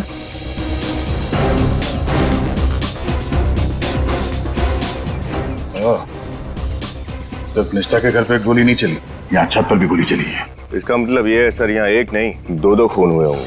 मतलब सर निष्ठा का खून गलती से हुआ था, खूनी यहाँ पे किसी और पे गोली चला रहा था, उसके हाथ से गन गिरी, निष्ठा की खिड़की में जाके गमले पे लगी और गोली चलने की वजह से निष्ठा का खून हो गया। लगता कुछ ऐसा ही है। पहले हमें ये पता करना होगा कि यहाँ पे जो गोली चली है उससे किसी की मौत हुई है या नहीं, और अगर हुई है तो किसकी, और उसकी लाश कहाँ है। विक, इन पैरों के निशान को उठा लो, डॉक्टर सालों के ही बताएंगे कि पैरों के निशान है किसके। सर अगर वाकई यहाँ पर भी एक खून हुआ है तो लाश कहाँ छुपाई होगी उसने? खूनी उसी वक्त लाश को तो नीचे नहीं लेके गया होगा, क्योंकि लिफ्ट बंद थी और नीचे निष्ठा की मौत की वजह से काफी लोग इकट्ठा हो गए थे। तो सर उसने रात होने का इंतजार किया होगा, और रात होने के बाद ही वो उस लाश को इस बिल्डिंग से बाहर लेकर गया होगा। सुनिए, कल रात को नीचे गेट पे कौन सा वॉचमैन ड्यूटी पे था? सर बांगा।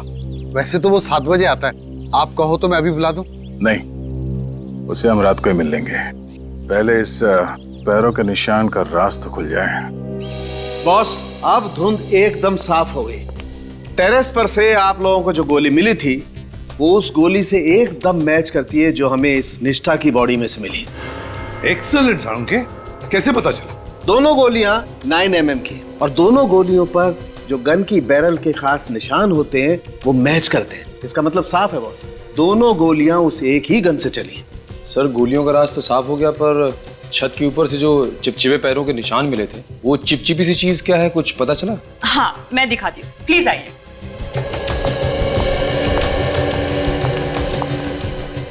ये देखिए सर, ये है वो चीज। देखिए कैसे पानी के ऊपर तैर रही है। हाँ, ये तो किसी तेल की तरह लगता है। सरसों का तेल सर, जो खाना बनाने में इस्तेमाल होता है। सरसों का तेल? मगर सर कोई आदमी अपने पैर सरसों के तेल में डुबाकर छत पे क्यों जाएगा? सरसों का तेल? सरसों का? तो क्या वो पैरों के निशान उस खूनी के हैं या फिर किसी और का भी शिकार हुआ है? जिस वक्त निष्ठा की मौत हुई थी, मगर किसकी मौत हुई होगी? और फिर वो गन भी तो नहीं मिली है। वो गन जिससे निष्ठा का खून हुआ है, वो गन कहां है?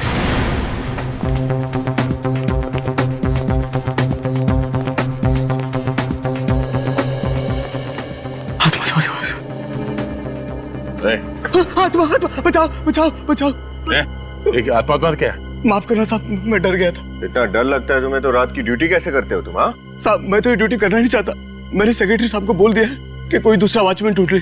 वॉचमैन जब आएगा तब आएगा, अभी तो ड्यूटी पे तुम ही हो ना? हाँ साहब। और कल रात को भी ड्यूटी पे तुम ही थे। कल की रात की तो बात ही मत करो साहब। कल की रात तो मैं इतना डर गया था कि दिल का दौरा पड़ने से मेरी मौत भी हो सकती थी। क्या हुआ था कल रात? कल रात इंटरकॉम से मुझे एक आत्मा का फोन आया था साहब। ये आत्मा की रट लगाना बंद कर दो, समझे?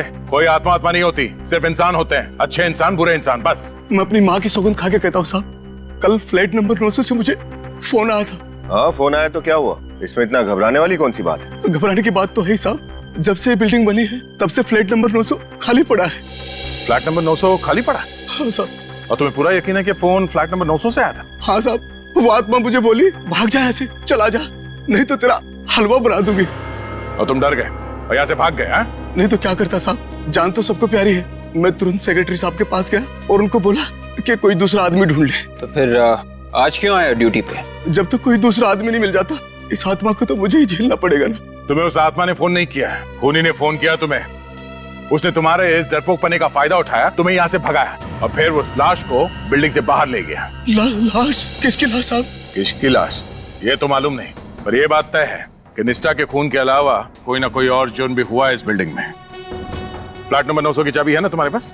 चाबी तो है साहब, लेकिन मैं वहां अकेला नहीं जाऊंगा साहब, अकेला नहीं जाऊंगा। तुम्हें कौन कह रहा है अकेले जाने के लिए? विवेक, और फ्लैट में जाकर चेक करो। चलिए। हाँ सर। जल्दी चलिए।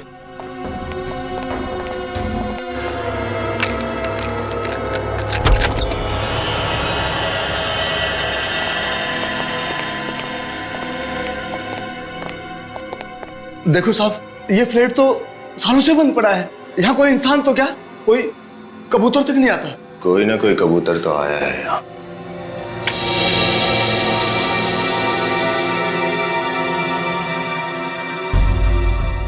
फ्लैट की तो लाइट चालू है।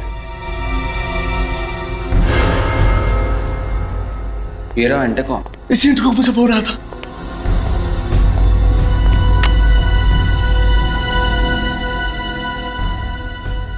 इंटरकॉम भी चल रहा है।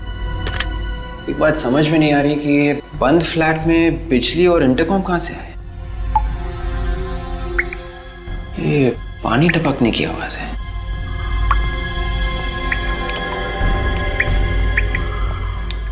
ये पानी कहां से टपक रहा है?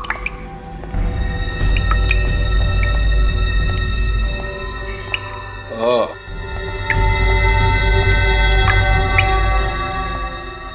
कमाल है, पानी भी चालू है।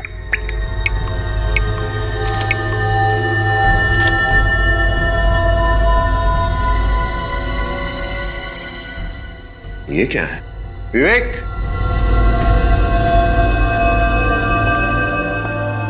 कुछ मिला? हाँ, ये देखो। ये तो आगोश की घड़ी का टुकड़ा लग रहा है। अगर दोबारा आप लोगों ने मुझे बदनाम करने की कोशिश की तो मैं मीडिया को बुला के तुम सबको बदनाम कर दूंगा।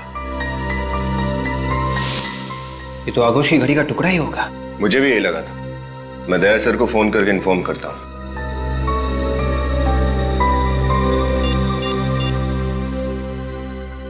हेलो, क्या सर?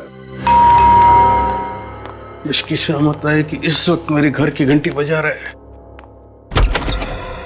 आप लोग? ये कोई वक्त है किसी शरीफ के घर पे आने का?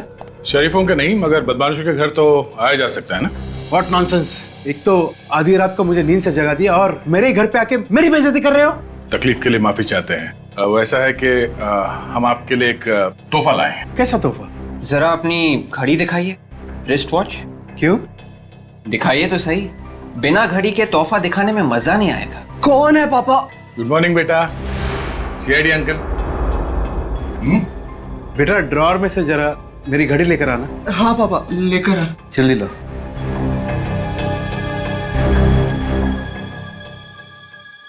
ये लीजिए पापा।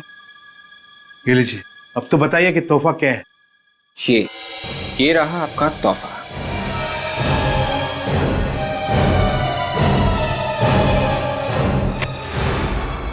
सर, ये तो मेरी घड़ी का है। शुक्र है आपने माना तो सही कि आप ही की गाड़ी का है, वरना हमें तो लगा था कि आप बोलोगे आपका है ही नहीं। मैं क्यों कहूँ कि मेरा नहीं है? क्योंकि पेन हमें फ्लैट नंबर 900 से मिला है। Flat number 900? ये वहाँ कैसे पहुंचा? कल रात आप वहाँ के इंटरकॉम से फोन करने गए थे, आत्मा बन के। शायद उसी दौरान गिर गया होगा। What nonsense! मैं वहाँ क्यों फोन करने जाऊँ? मेरे घर पे इंटरकॉम नहीं है क्या? रसोई का है। क्यों? खाना बनाने का इरादा है? You want to have dinner here? अभी पता चल जाएगा। सुनिए, हेलो, सुनिए, हेलो।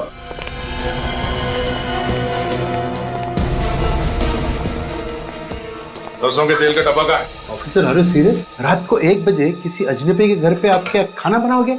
हाँ, क्यों नहीं। वैसे भी आपने अभी तक मेरे हाथ का बनाया खाना खाया किधर है? और जो एक बार दया सर का बनाया हुआ पकवान खा ले, उसका जीवन सफल हो जाता है। सर, ये रहा सरसों का तेल। सैंपल ले लो। क्या वो चीज?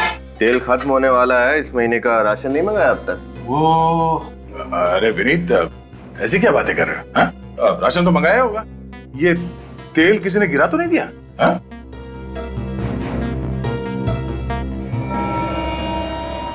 ये यहाँ पे देखो, तो चमक है यहाँ पर।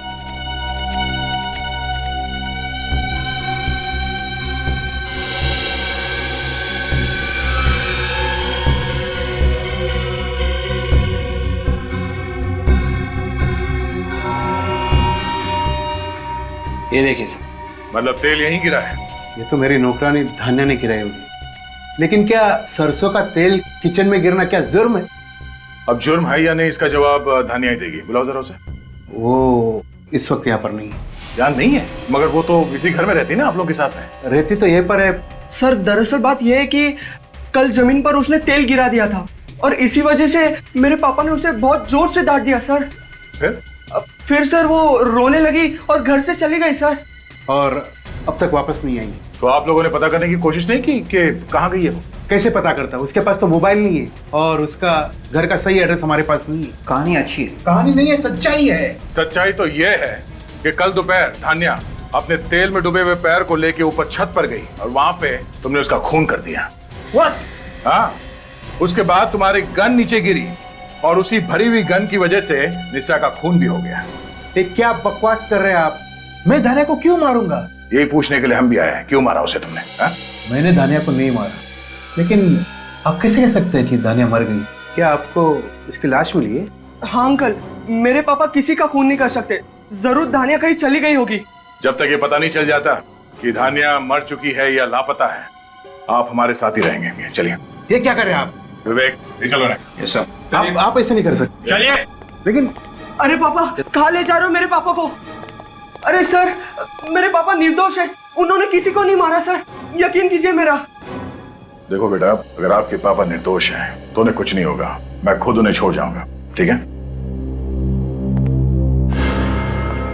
बताइए आगोश जी, सारे सबूत तुम्हारे खिलाफ है, क्या कहते हो? बताओ। सर, आप मेरा लाई डिटेक्टर टेस्ट करा लीजिए। मैं सच में नहीं जानता कि धान्या कहाँ। अच्छा, वो झूठ बोल रहा है साहब। वही हमेशा धान्या को डांटते फटकारते रहता था, उसी ने धान्या को कहीं ना कहीं ठिकाने लगा दिया होगा। ये बात आप इतने यकीन के साथ कैसे कह सकते हैं? मगर शंपा को तो कुछ और ही कहना है। सर आप एक नौकरानी पे यकीन कर रहे हैं? वो नौकरानी संपा का दिमाग खराब हो गया, कुछ भी अनपसनप बक रही है। सर मैं तो एक शरीफ और इज्जतदार आदमी हूँ, मैं ये सब क्यों करूँ? मान लिया कि आप एक शरीफ और इज्जतदार इंसान हैं, लेकिन हम आपकी बातों पर यकीन क्यों करें? सर मैं अपने बेटे की कसम खा के कह रहा हूँ कि खून मैंने नहीं किया, और धानिया कहाँ है मुझे नहीं मालूम। अच्छा एक बात बताइए, आपकी वो टूटी हुई घड़ी, मेरा मतलब उस घड़ी की चाबी वो फ्लैट नंबर 900 में कहां से पहुंच गई? सर ये बात तो मेरे भी समझ में नहीं आ रहा है कि मेरी घड़ी की पिन वहां पहुंची कैसे। सर लगता है खूनी ने पहले इनकी घड़ी चुराई और फिर वही घड़ी की चाबी लेकर फ्लैट नंबर 900 में फेंक दी होगी, और फिर इंटरकॉम पर सिक्योरिटी गार्ड को डरा दिया और फिर वही टूटी हुई घड़ी लेकर आगोश के घर में वापस रख दी। आगोश जी, धानिया की किसी दोस्त या रिश्तेदार का पता मालूम है तुम्हें? सर मैंने तो कभी उससे पूछा नहीं, उसने कभी बताया। धानिया के गांव के बारे में कुछ पता है? उसने कभी कुछ बताया हो? सर वो बुढ़ा खुसट दिन रात उससे काम करवाता रहता था, उसे एक भी दिन की छुट्टी नहीं देता था। बेचारी गांव जाती भी तो जाती कैसे? कम से कम गांव का नाम तो पता होगा। हाँ साहब, एक बार उससे बताया तो था, माधवगढ़ नहीं, निवारी। हाँ साहब याद आया, उसके गांव का नाम था मिवारी। हाँ साहब मिवारी नाम था उसके गांव का। मिवारी। सर। हाँ राजा, धानिया के गांव का पता चल गया, मिवारी गांव। गुड, मिवारी गांव। खूनी ने बड़ी लंबी प्लानिंग की आगोश को फंसाने के लिए, लेकिन अब गांव का नाम पता चल गया है तो सारे सवालों के जवाब धानिया के उस मिवारी गांव में ही मिलेंगे।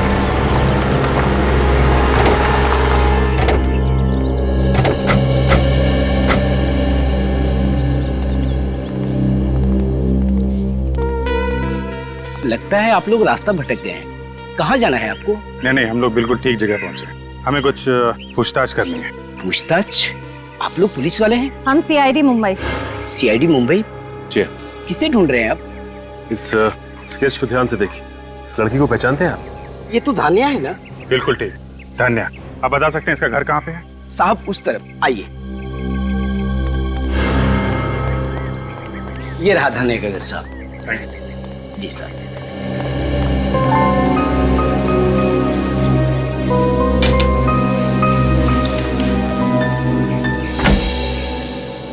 जी कहिए। धानिया है घर पे? धानिया से मिलने आए हैं? जी। धानिया तो शहर में है, मुंबई में, पर आप लोग? हम लोग भी मुंबई से ही आए, सीआईडी से। सीआईडी? जी हाँ। कहाँ है धानिया? घर पे नहीं है क्या? आप लोग धानिया को क्यों ढूंढ रहे हैं? एक्चुअली धानिया पिछले 2 दिनों से गायब है। गायब है? जी हाँ, हमें लगा कि वो अपने गांव आ गई होगी, इसलिए हम लोग यहाँ आए।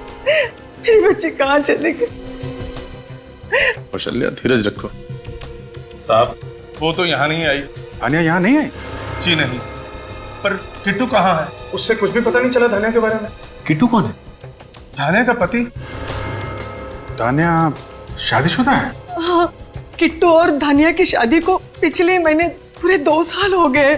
मगर किसी ने भी उसके पति के बारे में हमें कुछ नहीं बताया। पर आपको उसके गायब होने की खबर किससे मिली? आगोश से। उन्हीं के घर धानिया नौकरानी का काम करती थी, आपको तो मालूम ही होगा। मेरी बेटी और नौकरानी? ये आप क्या कह रहे हैं साहब? मैंने अपनी बेटी को हमेशा राजकुमारी की तरह रखा, उसे घर का काम कभी नहीं करने दिया। आप ये क्या कह रहे हैं कि मेरी बेटी शहर में नौकरानी का काम करती है? जो कुछ हमें पता चला है हम बस वही बता रहे हैं आपको। अगर मुझे पहले पता होता कि शहर जाकर मेरी बेटी धानिया की ऐसी दुर्दशा हो जाएगी तो मैं उसे शहर कभी ना जाने देती, इस गांव से कभी नहीं। अच्छा ये बताइए, क्या धानिया पिछले 2 साल से मुंबई में ही रह रही थी? नहीं, शादी के 2 साल हो जाने के बावजूद वो उसे साथ नहीं लेके जा रहा था, हर बार टाल देता था वो। पिछले महीने मैंने उसे साफ साफ कह दिया कि गांव वाले तरह तरह की बातें कर रहे हैं, इस बार तुम्हें उसे साथ लेकर जाना ही पड़ेगा। किट्टू, इस किट्टू की कोई तस्वीर है आपके पास? हाँ, मैं अभी लाती हूँ। प्लीज।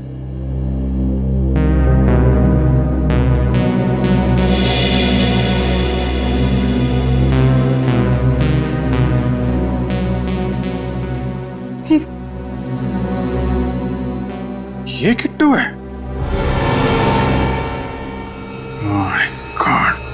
क्या ये सब करना जरूरी है ऑफिसर? जरूरी नहीं होता तो हम लोग यहाँ आते नहीं। बात क्या है सर? आपने हम सबको यहाँ क्यों बुलाया? बताते हैं। सचिन, बिल्डिंग के सारे लोग आ गए?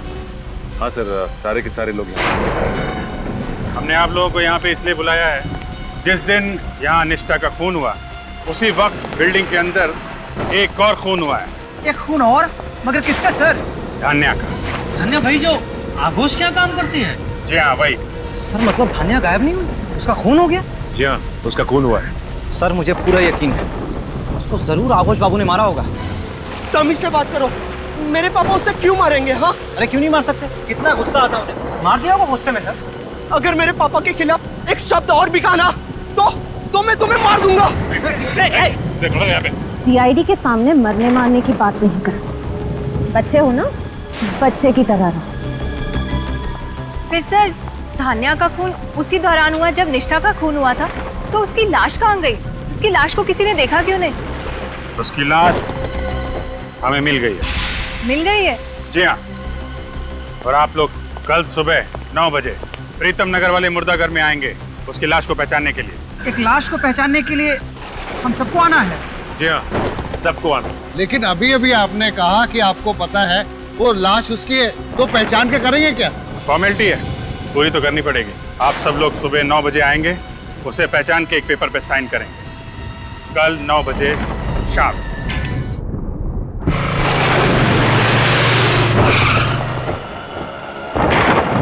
सर आपको लगता है खूनी अपने जाल में फंस जाएगा? लगता नहीं है श्रेया, मुझे यकीन है, पूरा यकीन है।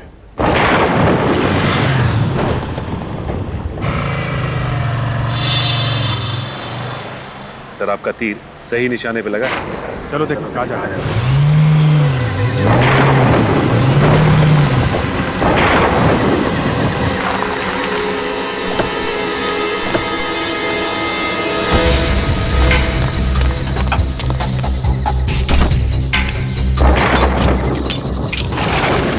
धान्या की लाश सीआईडी वालों को मिल कैसे सकती? तुमसे कोई काम ढंग से नहीं हो।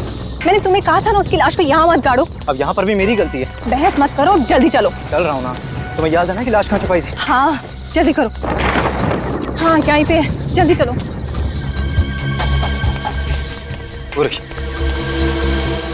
ये पकड़ो, जल्दी जल्दी मिट्टी निकालो।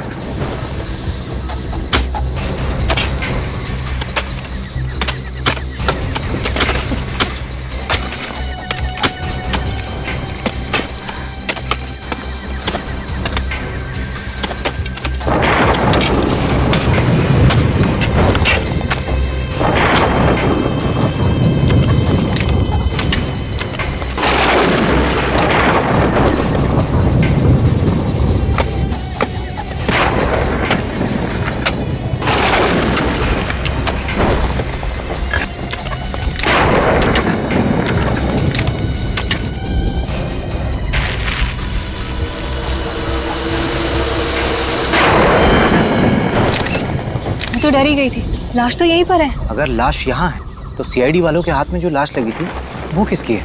वही बताने के लिए हम लोग आए हैं आप। सर आप यहाँ? धान्या की लाश मिल गई, हमने ढूंढ निकाला। हाँ सर, हम आपको बुलाने ही वाले थे। अच्छा, इन दोनों ने हमारी काफी मदद की, वरना ये केस तो सॉल्व ही नहीं हो पाता। कानून की मदद करना तो हमारा फर्ज है। अब थोड़ी मदद और कर दीजिए। हमारी गाड़ी वहाँ पे खड़ी है, अंदर जाके बैठने का कष्ट करेंगे उसमें। हम क्यों बैठे सर? अंदर तो खूनी बैठेगा ना? बैठोगे तो तुम ही, क्योंकि खूनी का नाम किट्टू है। किट्टू? कौन है सर? कमाल है सर, ये तो किट्टू को भी नहीं जानता। मैं बताता हूँ कौन है किट्टू। ये देखिए, ये है किट्टू। जाने दो, वरना तुम सीआईडी वालों की लाशें यहीं गाड़ दूंगा धान्या की लाश के साथ। अरे बाप, 2 मिनट में कानून के रक्षक से कानून के भक्षक बन गए तुम, हैं? जाने दो, मैं सच कह रहा हूँ, वरना तुम तीनों की लाशें मैं यहीं गाड़ दूंगा। वरना? वरना मारोगे हमें?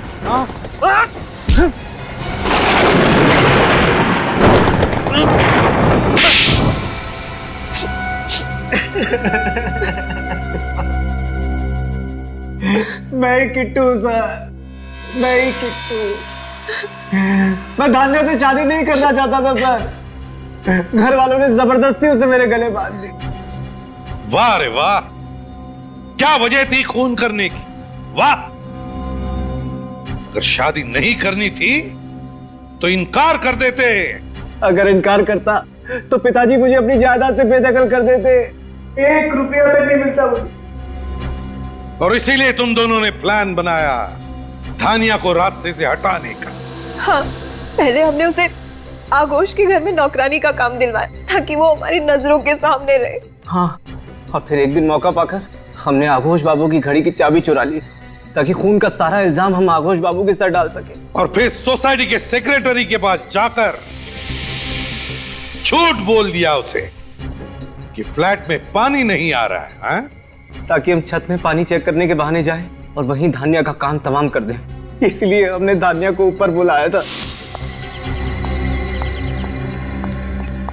ज्यादा इंतजार तो नहीं कराया मैंने। तुम्हारे इंतजार की तो मुझे आदत पड़ गई है। पहले गांव में 2 साल इंतजार कराया, अब शहर में आकर भी मुझे उसी हक का इंतजार है जिसके लिए मैंने तुमसे शादी की थी। ऐसा तुम्हारी बीवी होने का हक। वो हक सिर्फ और सिर्फ शिमोना का है, समझी? अगर तुम्हें उसी को बीवी बनाना था तो तुमने मुझसे शादी क्यों की? क्यों मेरी जिंदगी बर्बाद कर दी? मैं तुमसे कोई शादी वादी करने वाला नहीं था। जो कुछ किया वो सिर्फ अपने घर वालों के दबाव में आकर, समझी? अगर ऐसा ही है तो छोड़ दो मुझे। मैं अब एक नौकरानी की अपमान भरी जिंदगी और नहीं जी सकती। देखो, तुम्हारी किस्मत की रेखाओं में जो लिखा है ना, यही तुम्हारी जिंदगी है। और अगर अपनी तकदीर के साथ समझौता करने की कोशिश की तो अंजाम अच्छा नहीं होगा। बस मैं अब अपनी जिंदगी के साथ और कोई समझौता नहीं करूंगी। वापस गांव जाकर एक नई जिंदगी शुरू करूंगी। और मौत के साथ क्या समझौता करोगी?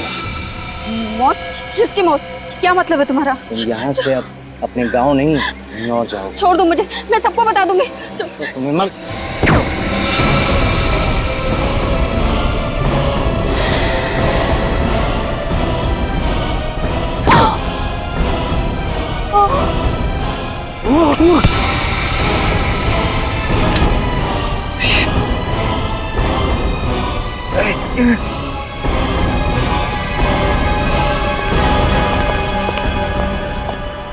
ना ही मेरे हाथ से वो गन गिरती और ना ही निष्ठा का खून होता। निष्ठा का खून तो होना ही था, तुम्हारी गन से नहीं तो मोहित या वंश की गन से। एक तरह से निष्ठा की मौत का हमें फायदा ही मिला था। उस दौरान मची भगदड़ में मैं जल्दी से बिल्डिंग के नीचे गई और गन उठा ली। और फिर मुझे धानिया की लाश को छत पर छुपाने का मौका मिल गया।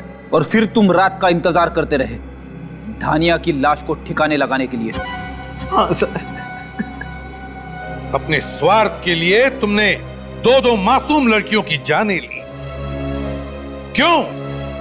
क्या हक था तुम्हें? उनकी जान लेने के बजाय अपने माँ बाप को यह कहने की हिम्मत दिखाते कि तुम्हें शिमोना से ही शादी करनी थी, तो शायद आज तुम दोनों की जिंदगी खुशहाल होती। अब तो तुम्हारी किस्मत में सिर्फ 2 ही चीजें हैं, सिर्फ 2, जेल की काल कोठरी और फांसी का फंदा। इस तरह के और भी एपिसोड देखने के लिए हमारे चैनल को सब्सक्राइब करें और बेल आइकन दबाना ना भूलें।